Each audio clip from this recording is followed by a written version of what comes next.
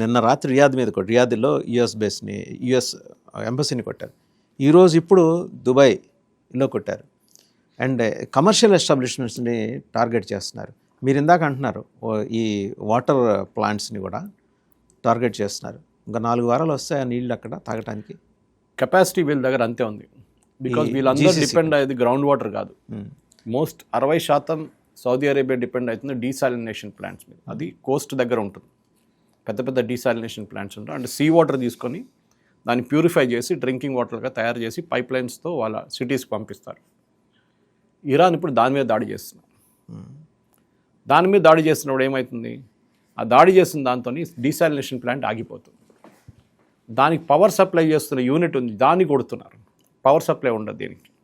ఒకవేళ ఇది ఫంక్షన్ చేసినా అది ఉండాలిగా పవర్ సప్లై. సో ఒక 3-4 వారాల తర్వాత నీళ్ళు ఉంటుందో లేదో, తాగటానికి నీళ్ళు ఉండవు. అండ్ రెగ్యులర్ అవసరాల కోసం, నిత్యావసరాల కోసం ఎనర్జీ ఇన్ఫ్రాస్ట్రక్చర్ని కొడుతున్నారు వీళ్ళు అనమాట.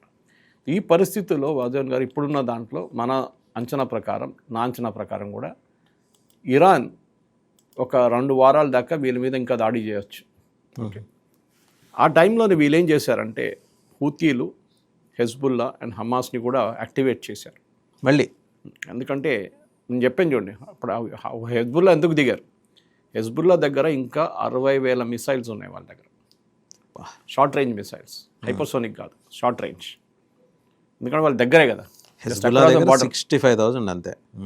సో బట్ ఎందుకంటే అది చిన్న మిసైల్స్, అది షార్ట్ రేంజ్ మిసైల్స్, 60 కిలోమీటర్లు, 70 కిలోమీటర్లు, 100 కిలోమీటర్లు.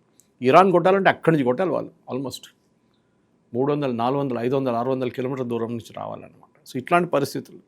సో ద ఎంటైర్ స్ట్రాటజీ ఏంటంటే వీళ్ళు అమెరికాని మేము డైరెక్ట్గా కొట్టలేము, వాళ్ళ షిప్స్ని కొట్టలేము, ద ఎయిర్క్రాఫ్ట్ కెరీర్ని కొట్టలేము, కానీ డ్యామేజ్ చేయొచ్చు, వాళ్ళ ప్రోగ్రెస్ని ఆపొచ్చు. సో దానికోసం మొన్న పీటర్ హెస్కెత్ గారు అడిగారు, మీరు గ్రౌండ్ ఫోర్సెస్ పంపిస్తారని. Is US defence secretary. ఆయన అడిగారు, మీరు గ్రౌండ్ ఫోర్సెస్ పంపిస్తారని. అమెరికాకు ఒక ప్రాబ్లం ఉంది వాసుదేవన్ గారు, వాళ్ళ దాంట్లో ఇంకొక దేశంలో 100 మంది చనిపోతే వాళ్ళకి ప్రాబ్లం లేదు, కానీ వాళ్ళ దగ్గర 3 చనిపోతే పెద్ద ఇష్యూ అయిపోతుంది. ఊరుకోరు వాళ్ళు. సో ఇప్పుడు ఏం చేస్తున్నారంటే నేను చెప్పాను చూడండి, డ్రోన్స్ యూస్ చేస్తున్నారు. డ్రోన్స్ యూస్ చేసి అటాక్ చేసి వాళ్ళ కువైట్లో ఉన్న బేస్ని 3 చంపారు. ఇప్పుడు 6 అయిపోయారు. ఇప్పుడు 6 people have died, 6 Americans have died. ఇంకా ఎందుకు చేస్తారు వీళ్ళకి తెలియదు. బ్యాలిస్టిక్ మిసైల్ యూస్ చేస్తే అది ఇంకా పెద్ద ప్రాబ్లం అయిపోతుంది, చెప్పాను చూడండి మీకు. ఇంకోటి చాలా మటుకు ఐరానికల్ ఏంటంటే ఈ డ్రోన్ కాస్ట్ మీకు చెప్పాను, $25,000-50,000. దానికి ఇంటర్సెప్ట్ చేయడానికి వీళ్ళ దగ్గర, అమెరికా దగ్గర ఉన్న బేసిక్ ఒక మంచి మిసైల్ ఒకటి పేట్రియట్, మన దగ్గర ఆకాష్, వాళ్ళ దగ్గర పేట్రియట్. అంటే ఆకాష్ అంత అడ్వాన్స్డ్ కాదు, కానీ it did a good job during operation Sindoor. Next level పెద్ద పెద్ద ఎయిర్క్రాఫ్ట్, పెద్ద పెద్ద మిసైల్స్ వస్తున్నప్పుడు, సూపర్సోనిక్ మిసైల్స్ వస్తున్నప్పుడు మనం S-400 అది కూడా చాలా ఎక్స్పెన్సివ్. ఒకదాన్ని ఫైర్ చేస్తే మీకు మినిమం ₹1 కోటి కన్నా ఎక్కువ ఖర్చు అవుతుంది. So you should use it very judiciously. చాలా చూసి యూజ్ చేయాలన్నా వద్దా, దీన్ని మనం మిగతా దాంతో ట్యాకిల్ చేసుకోవచ్చా, కానీ అమెరికాకు ఆప్షన్ లేదు. అమెరికా తయారు చేస్తున్న పేట్రియట్ మిసైల్, ఒక మిసైల్ ఫైర్ చేస్తే, అంటే ఒక డ్రోన్ వస్తుంది, దాన్ని ట్యాకిల్ చేయడానికి ఒక మిసైల్ పంపిస్తారు, ఈ మిసైల్స్ ఇద్దరు కలిసి డెస్ట్రాయ్ చేసేస్తారు. కానీ ఇది $25,000, ఇది $1 million. సో వీడు 50 డ్రోన్లు పంపించారనుకోండి, వీడు 50 million ఖర్చు చేయాల్సి వస్తుంది. ఖర్చు చేయడం ఒకటే కాదు, మళ్ళీ తయారు చేయాలి కదా, తయారు చేయాలి. అమెరికాకి ఇప్పుడు పెద్ద ప్రాబ్లం, ఇప్పుడు ఉన్న గల్ఫ్లో ఇవాళ పొద్దున్న నుంచి అదే ఉంది. డిఫెన్స్ ఎక్స్పర్ట్స్ అందరూ మాట్లాడుతున్నారు, American retired senior army officers, commanders మాట్లాడుతున్నారు ఏంటంటే, ఎన్ని రోజులు ఇది నడుస్తుంది, ఏదో ఒక రోజు ఇది ఆగిపోతుంది. ఎవరు ఫస్ట్ ఆగుతారు అది క్వశ్చన్. ఎవరి దగ్గర ఆయుధాలు అయిపోతాయి జరిగి. ఇరాన్ వీళ్ళకి తెలుసు యుద్ధం వస్తుందని చాలా క్లియర్గా తెలిసిపోయింది వాళ్ళు. సో వాళ్ళు చాలా thousands తయారు చేసి పెట్టుకున్నారు డ్రోన్స్. కొన్ని డ్రోన్స్ అయితే వాళ్ళు యుక్రెయిన్ కూడా అమ్మారు, కొన్ని రష్యా కూడా అమ్మారు. వాళ్ళు పనిచేస్తుంది, అది చూడడానికి పనిచేస్తుంది బాగా అక్కడ. సో గ్రౌండ్ కండిషన్లో పనిచేస్తుంది. సో మనం కూడా ఇంకా ప్రొడ్యూస్, రోజుకి 5,000 డ్రోన్స్ తయారు చేసే కెపాసిటీ ఇరాన్కి ఉంది కదా సార్? Yes definitely sir. అయితే ఇరాన్ రోజుకి 5,000 డ్రోన్స్ తయారు చేస్తుంది. ఈ రోజుకి మొన్న వారంలో రష్యాకి కూడా సప్లై చేసింది, ఈవెన్ చైనాకి కూడా సప్లై చేసింది. వాళ్ళ కెపాసిటీ ఇప్పుడైతే ఆగిపోయి ఉంటుంది. ఇప్పుడు యుద్ధం ఇప్పుడు నడుస్తున్న కాబట్టి ఆగిపోయి ఉండొచ్చు. ఆగిపోయి ఉంటుంది. కానీ వాళ్ళు ఎక్కడ దాచిపెట్టారో, ఏ కొండ కింద దాచిపెట్టారో, ఏ బంకర్లో పెట్టారో మనకు తెలియదు. అమెరికా అంటున్నారు ఫస్ట్ టైం 12 Day వార్లో అప్పుడు నడిచినప్పుడు మేము మొత్తం ధ్వంసం చేసామన్నారు. అలా న్యూక్లియర్ ఫెసిలిటీస్ మొత్తం తీసేసామన్నారు. మళ్ళీ వీళ్ళు ఎట్లా అంటారు, న్యూక్లియర్ మళ్ళీ వీళ్ళు మొదలుపెట్టారు, వీళ్ళు ప్యూరిఫికేషన్ అంటే అది కంప్లీట్గా డిస్ట్రాయ్ కాలేదు. అప్పుడు మళ్ళీ మొదలుపెట్టారు. ఇప్పుడు అర్థమవుతుంది ఏంటంటే మనం ఇండియన్ మిలిటరీ ప్లానర్స్ కూడా ఇది అర్థం చేసుకోవాలి. ఇరానియన్ టెక్నాలజీ అమెరికన్ టెక్నాలజీతో అంత పెద్ద టెక్నాలజీ కాకపోవచ్చు, కానీ వాళ్ళ దగ్గర ఉన్న వాళ్ళ man power, the using the brains చాలా మటుకు. మన దగ్గర కూడా ఒక $25,000 డ్రోన్ ఎంత డ్యామేజ్ చేస్తుంది చూడండి. ఫిజికల్ డ్యామేజ్ ఒకటే కాదు, అదొక ఇమేజ్. అమెరికన్ ఎంబసీని కొట్టాము, ఒక్క ప్లేస్లో కాదు, 2 మొరేల్ దెబ్బతినేలాగా చేయటం. ఎస్, రేపు సౌదీ అరేబియాలో కొట్టాము, నిన్న ఇప్పుడు యూఏఈలో కొట్టాం, రేపు కావాలంటే ఖతర్లో కూడా కొడతాం. వాళ్ళకి ఆ కాన్ఫిడెన్స్ వచ్చేసింది వాసుదేవన్ గారు. సో మనం అర్థం చేసుకోవాల్సింది ఏంటంటే, నేను మనప్పుడు డీసాలినేషన్ గురించి మాట్లాడాను, కానీ వీళ్ళు ఎకనామిక్ అసెట్స్ మీద ఎందుకు కొడుతున్నారు? దుబాయ్ ఎయిర్పోర్ట్, వీళ్ళ ఎయిర్లైన్స్, వీళ్ళది మొత్తం ఫ్లైట్ లైన్ ఆగిపోయినాయి. బుర్జ్ ఖలీఫా కూతురు ఇంకా స్టక్ అయి ఉంది, ఆమె దమాంలో ఉంది. ఇవాళ నిన్న రాత్రి ఫ్లైట్లో కూర్చోబెట్టారు, కానీ మళ్ళీ 6 గంటల తర్వాత అందరిని దింపేశారు, మళ్ళీ ఫ్లైట్లోనే నిద్రపోయారు రాత్రి. ఆ పరిస్థితికి ఎందుకు వచ్చిందంటే, ఇప్పుడు కంప్లీట్ ఎకనామిక్ డిస్టర్బెన్స్ వచ్చేసింది యూఏఈ లాంటి ప్లేస్లో. అండ్ సౌదీ అరేబియా కూడా వాళ్ళ ఆయిల్ ఆగిపోయింది, ఖతార్ గ్యాస్ ప్రొడక్షన్ ఆగిపోయింది. వాళ్ళు ప్రతి దాంట్లో కమర్షియల్ మీద కొడుతున్నారు ఇరాన్. దానికి అర్థం చేసుకోవాలి, దానికి కారణాలు చాలా ఉన్నాయి. ఇప్పుడు దుబాయ్ లాంటి ప్లేస్లో నిన్న వాళ్ళ క్రౌన్ ప్రిన్స్ వాళ్ళు మొత్తం రాయల్ ఫ్యామిలీ దుబాయ్ షాపింగ్ మాల్కి వెళ్ళారు. చాలా పెద్ద మాల్ అది. అక్కడికి వెళ్ళి తిరిగి అందరితో మాట్లాడి, వీళ్ళు ఎప్పుడు బయటికి రాదు, వీళ్ళు ప్రజలతో కలిసి మాట్లాడి, షేక్ హ్యాండ్ చేసి, టూరిస్టులతో షేక్ హ్యాండ్ చేసి మాట్లాడి, కెమెరా క్రూలు అందరిని తీసుకెళ్ళి అక్కడ లంచ్ చేసి వాళ్ళతోని కొన్ని రెస్టారెంట్స్కి వెళ్ళారు. ఎందుకంటే మీ టూరిస్ట్గా ఇది సేఫ్ ప్లేస్, మీరు దుబాయ్కి రావచ్చు. వాళ్ళలో కాన్ఫిడెన్స్ ఇంబైబ్ చేయడం కోసం. రాకపోతే దుబాయ్ ఎకానమీ కొలాప్స్ అవుతుంది. వాళ్ళ దగ్గర ఆయిల్ లేదు, ఉన్నది టూరిజం అని ఒకసారి పోయిందనుకోండి కాన్ఫిడెన్స్, తిరిగి రావడం చాలా కష్టం. థాయిలాండ్లో అదే జరిగింది. థాయిలాండ్ వీళ్ళ కంబోడియా యుద్ధంలో చాలా మటుకు ఆ యుద్ధం న్యూస్ రాగానే ఆగిపోయింది ట్రాఫిక్ అంతా. సో అట్లాంటి ఇప్పుడు రాకూడదు ఆ పరిస్థితి. సో దానికనమాట. దాని తర్వాత వీళ్ళు ఏం చేశారు, సౌదీ మీద కొట్టారు, వాళ్ళ ఆయిల్ స్ట్రైట్ ఆఫ్ హార్మోజ్ బంద్ చేసేసారు. ఇటువైపు ఖతార్ మీద కొట్టారు, ఖతార్ గ్యాస్ ఆపేశారు. అమెరికాలో పెట్టుబడి పెట్టేది వీళ్ళే. సౌదీస్, ఖతార్, యూఏఈ ఇట్లాంటి దేశాలు అమెరికన్ స్టాక్ మార్కెట్లో, అమెరికన్ ఏఐ కంపెనీస్లో చాలా పెద్ద పెట్టుబడి పెట్టేది వీళ్ళు. ఇప్పుడు ఇరాన్ గేమ్ చూడండి, అమెరికాలో ఇప్పుడు పెట్టుబడి పెట్టరు వీళ్ళు. నెక్స్ట్ 1 సంవత్సరం 2 సంవత్సరాల దాకా వీళ్ళు అక్కడ ఆ పక్కనకి వెళ్ళరు. కాబట్టి ఉన్న పెట్టుబడి గుంజుకుంటారు రిటర్న్, ఎందుకంటే వాళ్ళకు డబ్బులు లేవు ఇప్పుడు సడన్గా. ఇది ఇరాన్ స్ట్రాటజీ అన్నమాట. సో స్ట్రైట్ ఆఫ్ హార్మోజ్ బంద్ చేయడం ఒకటే కాదు, దాంట్లో చాలా రీజన్స్ ఉన్నాయి. మేము షిప్పులను కొడతాం, ట్రంప్ ఇమ్మన్నాం, అట్లాంటి మేము కూడా నేవీని పెడతాం అదన్నారు. That is not the point. Point ఏంటంటే అమెరికాలో పెట్టుబడి పెట్టే ఈ ఆర్గనైజేషన్స్, అబుదాబి ఇన్వెస్ట్మెంట్ ట్రస్ట్ ఉండొచ్చు, సౌదీ రాయల్ ఫ్యామిలీ వాళ్ళ ట్రస్ట్, చాలా కంపెనీలు అక్కడ పెట్టుబడి పెడతారు. అదన్నీ ఇప్పుడు ఒక స్టాప్కి వచ్చేస్తుంది, ఫుల్ స్టాప్కి వచ్చేస్తుంది అన్నమాట. సో ఇప్పుడు మనం మాట్లాడుతున్నప్పుడు చాలా మటుకు నీళ్ళు, ఎకానమీ, వాళ్ళ టూరిజం, సెక్యూరిటీ వైజ్ కూడా వీళ్ళది ఇప్పుడు వీళ్ళకి డౌట్ వస్తుంది. అమెరికా మన సహాయం చేస్తా అన్నారు, అమెరికా మమ్మల్ని పక్కన ఎడిసేసి వాళ్ళు పని చూసుకుంటున్నారని చెప్పి ఒక ఆరోపణ వచ్చింది మొన్న. ఈ జీసీసీ కంట్రీస్ వాళ్ళు ఓపెన్గా చెప్పట్లేదు, కానీ వాళ్ళ దగ్గర ఉన్న జూనియర్స్ పొలిటికల్ లెవెల్ ఉంటారు చూడండి, వాళ్ళు మాట్లాడుతున్నారు. ఇట్లాంటి పరిస్థితుల్లో వాసుదేవన్ గారు ఏం చేయబోతున్నారు వీళ్ళు? ఎందుకంటే వీళ్ళ కాన్ఫిడెన్స్ పోయింది అరబ్ నేషన్స్లో. ఈవెన్ పాకిస్తాన్ పెద్ద స్టేట్మెంట్ ఒకటి ఇచ్చారు, మీకు గుర్తుంటుంది, నిన్న మేము ఇరాన్లో జరిగిన దాన్ని ఖండిస్తున్నాం, కానీ మేము సౌదీ అరేబియాతో ఉన్నాము. ఎందుకంటే వీళ్ళు ఒక ఒప్పందం చేశారు, మీకు గుర్తుంటుంది, మన దగ్గర పెద్ద డిబేట్లు జరిగినాయి. సౌదీ అరేబియా పాకిస్తాన్ ఒప్పందం చేశారు, ఒక్కరి మీద ఆక్రమణ చేస్తే వాళ్ళ మీద ఇంకోరి మీద చేసేటట్టు ఉంటుంది. ఏమైంది, పాకిస్తాన్ ఏమైనా చేశారా? సౌదీ అరేబియా మీద దాడి జరిగింది కదా, ఒకటగా 2-3 సార్లు జరిగింది దాడి. ఇప్పుడు ఏం చేశారు పాకిస్తాన్? ఏం చేయలేరు. Pakistan is a nobody in this. So మనం మర్చిపోకూడదు. అసలు పాకిస్తాన్ని ఇస్లామిక్ నేషన్స్ ఒక ఇస్లామిక్ నేషన్గా కన్సిడర్ చేస్తున్నాయా?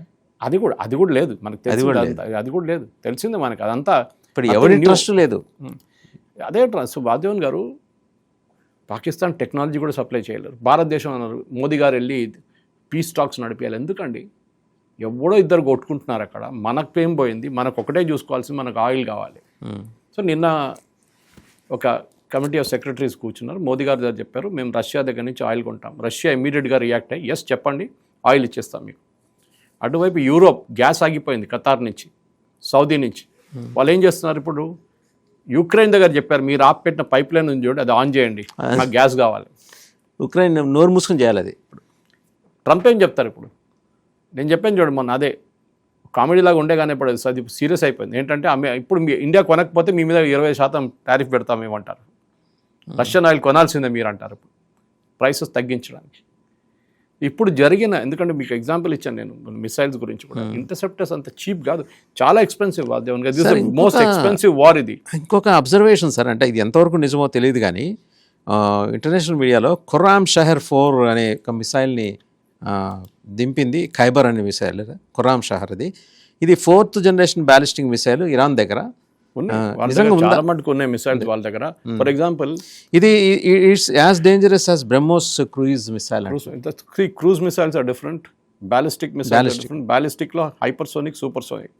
ఈ 4th జనరేషన్ అంటున్నాడు సార్, ఇదేమై ఉండొచ్చు 4th జనరేషన్? 4th జనరేషన్ వాడచ్చు మీరు, వాడడానికి ప్రాబ్లం లేదు. మీ దగ్గర ప్రొడక్షన్ ఎంత ఉంది అంటే ఇరాన్ దగ్గర ఎంత ఉంది? మనం ఒక ప్యాక్ ఆట ఆడుతున్నాం, ట్రంప్ ఎందుకు పెట్టుకుంటాం మన దగ్గర, ఒక ట్రంప్ కార్డ్ ఎందుకు పెట్టుకుంటాం అంటే మనకు కావాల్సినప్పుడు యూజ్ చేయడానికి. అది మీరు ఎప్పుడు రెగ్యులర్గా యూజ్ చేస్తే మీ దగ్గర ఉండదు, ఆ కార్డ్ అయిపోతుంది. So you to use it judiciously అన్నమాట. ఒకటి, ఒక్క డ్రోన్ కొట్టినప్పుడు దాన్ని ఇంటర్సెప్ట్ చేయడానికి వీళ్ళ దగ్గర 11 ఆప్షన్స్ ఉన్నాయి. ఎవరు? అమెరికా దగ్గర అండ్ గల్ఫ్ నేషన్స్ దగ్గర. ఈ 11 ఆప్షన్స్ అన్నిటికీ $50,000 నుంచి $1 million దాకా వెళ్తుంది ఎక్స్పెండిచర్. కంప్లీట్గా బ్లీడ్ దమ్. ముందు బుట్టో చెప్పేటోళ్ళు ఒక టైంలో, we'll bleed India with 1,000 cuts అని. ఇప్పుడు అదే చేస్తున్నారు, అదే గల్ఫ్ నేషన్స్ మీద ఇరాన్ చేస్తుంది. ఎందుకంటే వాళ్ళు తెలిసిపోయింది, వీళ్ళ ఎకానమీని కొడితే వీళ్ళు ఏం చేయలేరు, దాని తర్వాత వీళ్ళు మొత్తం డౌన్ అయిపోతారు. సో ఇరాన్ మైండ్ గేమ్ చాలా డేంజరస్ గేమ్ ఆడుతున్నారు. సరే, అది ఎట్లయిపోయిందంటే అంటారు చూడండి, నేను మునుగుతాను కానీ మేము అందరు తీసుకొని మునుగుతాను, అందరితో సహా తీసుకెళ్తాను మిమ్మల్ని అందరినీ, ఆ స్టేట్కి వచ్చేసారు. మీరు దాంట్లో స్టార్టింగ్ ఆఫ్ ద కాన్వర్జేషన్లో మీరు కర్డ్స్ గురించి మాట్లాడారు. ఒక దేశంలో ఒక రెజీమ్ చేంజ్ తీసుకురావాలంటే మీరు ఎయిర్ నుంచి బాంబ్ చేసి ఏం చేయలేరు, జరగదు. ఆన్ గ్రౌండ్ ఏమైనా జరగాలి. మీరు వెనిజువేలాలో వెళ్ళి మడూరోని ఎత్తుకొచ్చారు, రెజీమ్ చేంజ్ జరిగింది. బంగ్లాదేశ్లో మీరు స్కూల్ పోరోళ్ళని దింపారు, వాళ్ళు రాళ్ళు విసిరారు, షేక్ హసీనా పారిపోయారు. శ్రీలంకలో అదే జరిగింది, నేపాల్లో అదే జరిగింది. అక్కడ వెస్ట్ ఏషియాలో ఒక రెవల్యూషన్ జరిగింది, జాస్మిన్ రెవల్యూషన్ అన్నారు, దానికి ఇంకేదో పేరు పెట్టారు వాళ్ళు. అక్కడ సిరియా పోయింది, లిబియా పోయారు, ఇరాక్ పోయింది. మీరు గ్రౌండ్ ట్రూప్స్ని దింపారు ఇరాక్లో, లిబియాలో కూడా మీరు చేశారు అదే పని. సిరియాలో మీరు లోకల్ కర్డ్స్, అక్కడున్న రెబల్స్ని వాడుకున్నారు, అక్కడ కూడా కర్డ్స్ ఉన్నారు, వీళ్ళని వాడుకున్నారు. కానీ ఇరాన్లో మీరు ఏం చేస్తారు? మీరు ఎప్పుడు దాకా దట్స్ పీటర్ హెస్గర్ అడిగినప్పుడు అమెరికన్ డిఫెన్స్ సెక్రటరీ అడిగారు, మీరు గ్రౌండ్ ట్రూప్స్ కమిట్ చేస్తారంటే I don't rule it out అన్నారు. అంటే మేము నో అని చెప్పము, చేస్తాము, కానీ మా ట్రూప్స్ని దింపాలని ఇక్కడ మేము చెప్పలేదు. ఎందుకంటే నేటో నుంచి ఎవరు రావట్లేదు, ఇజ్రాయెల్ పంపారు, పాకిస్తాన్ ఇంత పెద్ద పెద్ద మాట్లాడుతున్న పాకిస్తాన్ కూడా పంపారు ఎవరిని, గాజాకి ఎవరినో పంపించారు కానీ ఇక్కడికి ఎవరిని పంపారు, భయపడతారు. అమెరికా వాళ్ళ ట్రూప్స్ని దింపరు. సో వీళ్ళేం చేస్తున్నారంటే ఇప్పుడు కర్డిష్ రిబెల్స్ ఉన్నారు, ఇదొక ట్రైబల్ కమ్యూనిటీ, వీళ్ళు ఇరాన్లో ఉన్నారు, ఇరాక్ అటువైపు ఉన్నారు, సిరియాలో ఉన్నారు, పాకెట్స్లో ఉంటారు కదండి. So they are Kurdish minority community. వాళ్ళ మీద చాలా అత్యాచారాలు చేశారు. ఇరానియన్ రెజ్యూమ్ ఉండొచ్చు, టర్కీ ఉండొచ్చు, ఇరాకీస్ కూడా ఉండొచ్చు. సద్దాం హుసేన్ ఉన్నప్పుడు కూడా చాలా మటుకు వాళ్ళ మీద ఆక్రమణ చేస్తారు. అక్కడ ఇప్పుడు కూడా టర్కీ చేస్తున్నారు. ఓకే, సో వాళ్ళు టర్కీ మీద కూడా చాలా దాడులు చేస్తుంటే, అప్పుడు టెర్రరిస్ట్ అటాక్ లాగా నడిపిస్తుంటే, గెరిలా అటాక్స్. వాళ్ళని ఇప్పుడు లాస్ట్ 1 week నుంచి CIA వాళ్ళకి ఆయుధాలు ఇచ్చి, డబ్బులు ఇచ్చి, ట్రైనింగ్ ఇచ్చి, వాళ్ళని ఇరాకీ ఇన్స్టాలేషన్ మీద దాడి చేయమంటున్నారు. ఇరానియన్ ఇన్స్టాలేషన్, ఇరాన్లో ఉన్న పవర్ ప్లాంట్, ఇరాన్లో ఉన్న వాటర్ సప్లై ఛానల్స్, ఇదన్నీ ధ్వంసం చేయమంటున్నారు. ఇరాన్లో ఉన్న ప్రజలు కొంతమంది దాంతో బయటకు వస్తారు, దాంతోనే అక్కడ ఒక రెవల్యూషన్ జరగవచ్చు. మీకు తెలుసుంటే నిన్ననే సెలెక్ట్ చేశారు వాళ్ళ కొడుకుని సుప్రీం లీడర్గా సెలెక్ట్ చేశారు. కానీ ఎన్ని రోజులు ఉంటాడో తెలియదు, ఎందుకంటే ఇజ్రాయెల్ చూస్తూనే ఉంటారు. ముస్తఫా ఖమీనీ ఆయన పాపం టార్గెట్ అయిపోయి ఉంటాడు. ఇప్పుడు ఇజ్రాయలీ క్రాస్ చేస్లో అంబడే ఫ్రేమ్ పెట్టేసి ఉంటారు, దాన్ని దండ పెట్టాల్సింది అంతే. ఇది జరుగుతుంది. సో ఈ పరిస్థితుల్లో అక్కడ ఇరాన్లో ఒక మార్పు రావాలంటే 2 కారణాలతో జరుగుతుంది. ఒకటి, ఇరాన్ దగ్గర మిసైల్స్ అయిపోతుంది, ఎన్ని రోజులు ఉంటుందో తెలియదు. రెండవది, ఇరాన్ నేషనల్ రెవల్యూషనరీ గార్డ్స్ ఐఆర్జీసీని డిసామ్ చేయాలి. ఐఆర్జీసీ తర్వాత ఒక మిలిషియా ఉన్నారు అక్కడ, ప్రైవేట్ వీళ్ళది, ఈ ఖొమేనీ వాళ్ళ మిలిషియా ఒకటి ఉండే. వీళ్ళిద్దరు కలిసి 6 లక్షల మంది ఉన్నారు. ఇరానియన్ ఆర్మీ ఆల్మోస్ట్ సేమ్, కానీ కొంచెం ఎక్కువ ఉంది అంటున్నారు, 7 లక్షల మంది ఉన్నారు. ఇవాళ దాకా ఇరానియన్ ఆర్మీ ఏం మాట్లాడలేదు. ఖొమేనీ వచ్చినప్పుడు 1979లో షా ఆఫ్ ఇరాన్ పారిపోయినప్పుడు army we are going to support the demonstrators అన్నారు. ఆ రోజు షా ఆఫ్ ఇరాన్ పారిపోయాడు. ఇప్పుడు కూడా ఇరానియన్ ఆర్మీ ఏం మాట్లాడదు, ఎందుకంటే వాళ్ళని ఎప్పుడు ఈ ఐఆర్జీసీ కిందనే ఉంచుకున్నారు వీళ్ళు. ఐఆర్జీసీకి పవర్ ఇచ్చారు. ఆలోచించండి, మీరు రెగ్యులర్ ఆర్మీకి పవర్ తగ్గించి మీ రిలీజియస్ ఆర్మీ, మీ పర్సనల్ ఆర్మీకి పవర్ ఎక్కువ ఇచ్చారు. ఇప్పుడు యుఎస్ వాళ్ళని సపోర్ట్ చేసి కర్డిష్ రెబల్స్ని యూజ్ చేసి ఇరానియన్ ఆర్మీని వాళ్ళ వైపు తెచ్చుకుంటే రెజీమ్ మారిపోతుంది ఇరాన్, తెహ్రాన్లో. సో 3 స్టెప్స్, కర్దిష్ ట్రూప్స్ని ఒకవైపు వెపన్స్ని మీరు డిగ్రేడ్ చేసుకుంటూ వెళ్ళాలి. నెక్స్ట్ ఒకవైపు కర్డిష్ రెబల్స్ని దింపాలి. మూడోది ఇరానియన్ ఆర్మీని. ఈ 3 జరిగితే ట్రంప్ చెప్పినట్ల 4 వారాల లోపల, దాంట్లో 1 వారం ఆల్మోస్ట్ అయిపోయింది. ఈ 4 వీక్స్ లోపల రెజ్యూమ్ పడిపోతుంది. పాసిబిలిటీస్ చెప్పండి ఇప్పుడు. ఎస్, పాసిబిలిటీ అదే ఉంది. కర్దిష్ ట్రూప్స్ ఎక్కడెక్కడ పాకెట్ అయినాయి? కర్డిష్ రెబల్స్ ఒక పాకెట్స్లో ఉన్నారు వాళ్ళు. అక్కడ పెద్ద మౌంటైన్ రేంజెస్లో ఉంటారు వాళ్ళు. అంటే ఇఫ్సహాన్ అటువైపు లేదు, అటువైపు towards the Iraqi part of it. Okay. So వాళ్ళు ఎప్పుడు దాడి చేస్తూనే ఉంటారు, కానీ ఇప్పుడు లాస్ట్ ఒక 5-6 సంవత్సరాల నుంచి క్వైట్గా ఉన్నారు. వాళ్ళు ఏం చేయట్లేదు, వాళ్ళకి సపోర్ట్ ఎవరు ఇవ్వట్లేదు. ఇప్పుడు సపోర్ట్ ఇస్తున్నారు.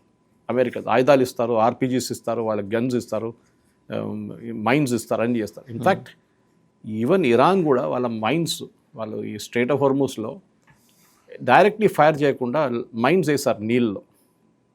ఇది వీళ్ళు కూడా చేయొచ్చు రేపు. కర్దిష్ వాళ్ళు కూడా చేస్తారు, ల్యాండ్ మైన్స్ పెడతారు, అది అమెరికా సప్లై చేస్తారు. సో ఇరానియన్ ఆర్మీ అది చూసి భయపడడం కాదు, వాళ్ళు తెలిసిపోయింది వాళ్ళకి ఇది మారిపోతుంది. ఈ ఇరానియన్ రెవల్యూషనరీ గార్డ్స్ని వీళ్ళు డిసామ్ చేయాల్సి వస్తుంది, వాళ్ళని కూడా చంపేయాల్సి వస్తుంది. కానీ మీరు 6 లక్షల మందిని చంపేయలేరు. అట్లా చాలామంది పారిపోతారు, కావాలంటే డ్రెస్సులన్నీ పడేసి సివిలియన్ డ్రెస్ వేసుకుని వెళ్ళిపోతారు. ఆ పరిస్థితికి రావాల్సి వస్తుంది. సో ఏం గేమ్ జరుగుతుందో మనకి తెలియదు ఇప్పుడు. అంటే ట్రంప్ మైండ్లో ఏం జరుగుతుంది? ఇరానియన్ ఆర్మీ తోటి లింక్ ఎస్టాబ్లిష్ చేసుకోవడానికి, కనెక్షన్ ఎస్టాబ్లిష్ చేసుకోవడానికి ఎఫర్ట్స్ క్యారీ అవుట్ ఉంది. ఇప్పుడు మీరు వెనిజువేలాలో చూసుంటారు, నడురు బాడీ గార్డ్స్ ఉండే, క్యూబన్స్ అందరినీ క్యూబన్స్ ఉండే. ఆ వెనిజువేలన్స్ ఆయన వాడుకోలేదు. మన నిజాం లాగానే, నిజాము ఇక్కడున్న వాళ్ళ లోకల్ మిలిషియాస్ ఇంక్లూడింగ్ రజాకాస్ని ట్రస్ట్ చేయలేదు. ఆయన ఆఫ్రికా నుంచి తెచ్చుకున్నాడు. వాళ్ళని మాసప్ ట్యాంక్ దగ్గర ఉంచుకున్నాడు ముందు. ఆఫ్రికన్ క్యావెలరీ గార్డ్స్ అంటారు వాళ్ళని, ఏసీ గార్డ్స్. వాళ్ళ ముందు అక్కడ ఉంటే తర్వాత వాళ్ళని బ్యారక్స్ తీసుకెళ్లారు. సిటీ అవతల తీసుకెళ్ళినప్పుడు బ్యారక్స్ అంటారు, ఆర్మీ బ్యారక్స్. అది ఇప్పుడు కరప్ట్ అయిపోయి అది బర్కాస్ అయిపోయింది. So that is where this people is. So body గార్డ్స్ని ఫస్ట్, సో వీళ్ళ దగ్గర ఉన్న ఈ ఐఆర్జీసీ వీళ్ళు ప్రొటెక్ట్ చేస్తున్నారు. ఇప్పుడు ఈ రెజ్యూమ్ని ప్రొటెక్ట్ చేస్తున్నారు వాళ్ళే. సో ఐఆర్జీసీలో ఒక డివిజన్ తీసుకురావాలి, వాళ్ళ మీద సబటాజ్ అటాక్స్ చేయాలి, కర్డిష్ రెబల్స్ని వాడుకోవాలి, రెగ్యులర్గా వాళ్ళ ఇన్స్టలేషన్స్ మీద కొట్టాలి. అంటే electricity supply, water supply, water supply problem ఉంది ఇరాన్లో, చాలా ప్రాబ్లం ఉంది. దాని తర్వాత next is hit there economic assets. Oil అయితే ఇప్పుడు అమ్మట్లేదు, వాళ్ళు అసలు అమ్మలేకపోతున్నారు. వాళ్ళు స్ట్రైట్ ఆఫ్ హార్ముజ్ బంద్ చేస్తే వాళ్ళ ఆయిల్ కూడా ఆగిపోయింది. సో ఇప్పుడున్న పరిస్థితి వాళ్ళని. కానీ ఇది రికార్డ్ చేస్తున్న ఈ రోజుకి రేపు పొద్దున్నకి ఏం జరుగుతుందో మనకి చెప్పలేం. ఈ సమయానికి రేపటికి రావచ్చు. మా ప్రేక్షకులు చూసి నన్ను చెప్పకూడదు, సురేష్ గారు ఎందుకు మీరు పాత న్యూస్ చెప్తున్నారని కాదు. ఇప్పుడున్న పరిస్థితి ఇది. రేపు దీని గురించి ఇంకా డీటెయిల్గా విశ్లేషణ చేద్దాం. ఏం జరుగుతుందో ఇవాళ సాయంత్రం లోపల, రేపు పొద్దున్న లోపల ఏం జరుగుతుంది దాని గురించి మాట్లాడదాం. కంక్లూజన్ కోసం ఒకే ఒక పాయింట్ సురేష్ గారు. ఇప్పుడు ఇరాన్ దగ్గర ఉన్న ఈ హైపర్సోనిక్ లేకపోతే 4th జనరేషన్ బ్యాలిస్టిక్ మిసైల్స్ని ఇరాన్ బయటికి తీసే అవకాశం ఏమన్నా ఉందా? లేదు. లేదు. ఇరాన్ ఏమైందంటే ఇప్పుడు ప్రాబ్లం లాస్ట్ 2 వారాల్లో and even during the 12-day war వాళ్ళ లాంచర్స్ని ధ్వంసం చేశారు. ఒక డ్రోన్ లాంచ్ చేయడం చాలా ఈజీ వాసుదేవన్ గారు. మీకు ఎక్కువ స్పేస్ అక్కర్లేదు, చిన్న ఒక ఫుట్బాల్ ఫీల్డ్ కూడా అక్కర్లేదు, దానికన్నా తక్కువ ఫీల్డ్ నుంచి మీరు లాంచ్ చేయొచ్చు. దాన్ని it's like an aircraft that takes of, చిన్నది డ్రోన్ ఉంటుంది.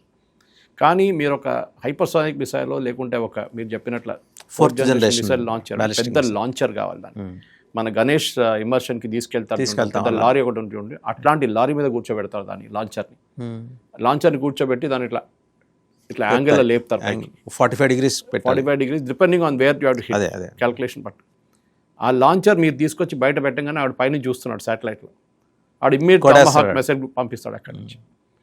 తో లెబనాన్లో ఏం చేస్తారు వీళ్ళంటే, వీళ్ళు ఆ మిసైల్ తీసుకొచ్చి లాంచ్ చేసి పారిపోతారు, ఎక్కడో దాచేస్తారు దాన్ని. పెద్ద అడవి ఉందనుకోండి, అడవి లోపల తీసుకెళ్ళి పెట్టుకుంటారు, మీకు ఎక్కడ తెలుస్తుంది. లేకుంటే చాలా బిల్డింగ్ లేదు, ఆ బిల్డింగ్ లోపల బేస్మెంట్లో పెట్టుకుంటారు, తెలియదు. సో రిస్క్ అక్కడ కొట్టారనుకోండి సివిలియన్స్ చనిపోతారు చాలామంది. దాన్ని మళ్ళీ పెద్ద రేపు ఇంకొక ఎడుపు వచ్చేస్తుంది, సివిలియన్స్ని చంపారు మీరు. ఈ లాంచర్స్ ఇప్పుడు రష్యా ఇక్కడ మన ఇరాన్ దగ్గర లేదు, చాలా మటుకు వాళ్ళ లాంచర్స్ హవ్ గాట్ డ్యామేజ్డ్. దానికోసం వాళ్ళు చాలా ఇప్పుడు డ్రోన్స్ వాడుతున్నారు. ఓకే, డ్రోన్స్కి లాంచర్స్ అక్కర్లేదు, ఇది అడ్వాంటేజ్ అన్న. అండ్ ఇది వీళ్ళని ఐఆర్జీసీ డివిజన్ ఎలా అదే ఇప్పుడు సిఐ ఏమైనా చేయొచ్చు, డబ్బులు పెట్టి ఎవరినైనా కొనుక్కోవచ్చు. బట్ మొసాద్ ఏమైనా సపోర్ట్ చేస్తున్నారు? మొసాద్ దీంట్లో పడరు. Mossad will not get into these kind of things. Mossad role చాలా క్లియర్, వాళ్ళు పొలిటికల్ అసాసినేషన్స్ చేస్తారు. వాళ్ళ హౌతీస్, వాళ్ళు హిజ్బుల్లాస్ అంతవరకే, అంతే. హౌతీస్ కూడా పట్టించుకోరు వాళ్ళు, హెజ్బుల్లాని చూసుకుంటారు, హమాస్ని చూసుకుంటారు. హౌతీస్ మీరు చూసుకోండి అని చెప్పి యూఎస్కి అప్పగించేశారు. ఫైనల్గా చెప్పండి, ఎవరిని వాడుకున్నారు? ఇజ్రాయెల్ని అమెరికా వాడిందా, అమెరికాని ఇజ్రాయెల్ వాడింది? అమెరికాని ఇజ్రాయెల్ వాడారు, అదే డౌట్ లేదు. కానీ నాకు అన్నిటికంటే సర్ప్రైజింగ్ ఏమనిపిస్తుంది అంటే, ఈ గల్ఫ్ స్టేట్స్ ఇంత పెద్ద పెద్ద మాటలు అంటారు, అమెరికా దగ్గర నుంచి మేము ఎందుకు ఆయుధాలు కొంటున్నాం అంటే, అమెరికా మమ్మల్ని రేపు సపోర్ట్ చేస్తుంది అనేది ఏం జరగలేదు కదా, ఈసారి జరగలేదు అది.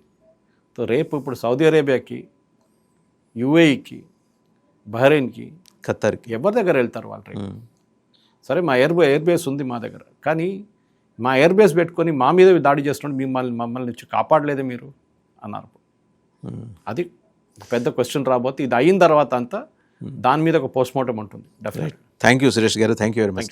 సో చూసాం కదా ఎంత ఇంట్రెస్టింగ్ డెవలప్మెంట్స్ చోటు చేసుకుంటున్నాయి. అంటే ఎక్కడి లింకులో ఎక్కడికో వెళ్ళి కలుస్తున్నాయి.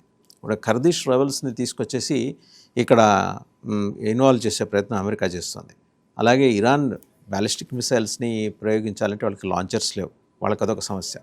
ఇక ఐఆర్జీసీలో అంటే ఇస్లామిక్ రెవల్యూషనరీ గార్డ్స్ కార్ప్స్లో అంటే వాళ్ళే ఇవాళ అత్యంత బలమైన ఫోర్స్ ఇరాన్లో, దాంట్లో స్ప్లిట్ తీసుకురావడానికి సిఐఏ ఏదో ప్రయత్నాలు చేస్తుంది. ఇది కాక మరి ఇరానియన్ ఆర్మీ సంగతి ఏంటి? వాళ్ళలో ఏమైనా డివిజన్ తీసుకొస్తారా? వాళ్ళు ఎటువైపు నుంచినే అవకాశం ఉంది. తీరామోసి ఆయన కొడుకుని తీసుకొచ్చి సుప్రీం లీడర్గా చేసి అనౌన్స్ చేశారు, ముస్తఫా ఖమేనీని ఉండనిస్తారా? ఈ ఎపిసోడ్ ఏరే సమయానికి ఏదైనా జరగచ్చు. సో ఆ డెవలప్మెంట్స్ అంత వేగంగా చోటు చేసుకుంటున్నాయనేది ఇక్కడ చెప్పే అంశం. అండ్ ఇవన్నీ కాక మరి సీలో ఆ మైన్స్ని పేల్చేసే ప్రయత్నం అది రెండు వైపు నుంచి కూడా జరగచ్చు.